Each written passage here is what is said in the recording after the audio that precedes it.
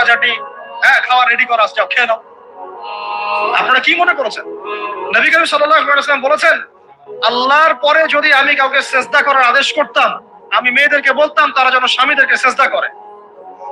এখন তো আপনারা সব তসলিমা নাসরিনের ফ্যান হয়ে বসে আছেন।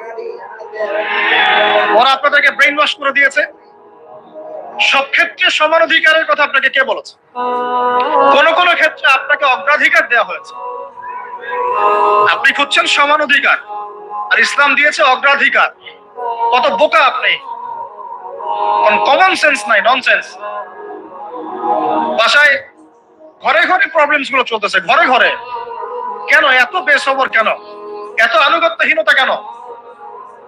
কথা শুনতে হবে, মানতে হবে, বিশ্বাস করতে হবে। সম্পর্ক শুধু ভালোবাসার বলে টিকে থাকে না।